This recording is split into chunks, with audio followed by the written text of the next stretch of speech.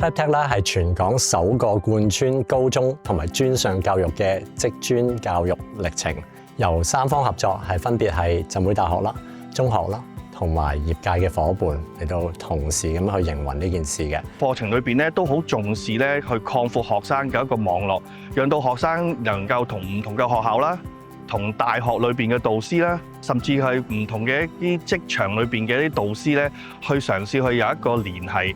我哋係俾多咗更多嘅選擇佢哋，而唔係淨係單單 DSE 一條嘅出路。我最深刻嘅係呢個業界師友計劃啦。咁 CLAPTech 都請咗好多唔同創意媒體行業嘅 mentor 同我哋分享佢哋嘅工作經歷。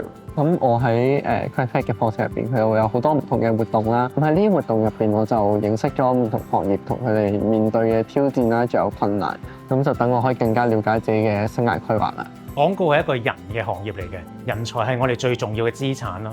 CLAPTech 呢個 program 咧就好有效咁幫我哋訓練人才啦，咁同埋為呢個行業注入新血。我覺得佢哋好有 passion 嘅喺呢個行業入邊，咁佢哋接觸嘅嘢咧好唔同啦，包括可能有 art 有 tech 啦，咁喺呢個學界上面係少嘅，咁業界更加追求緊呢一種學生出現啦。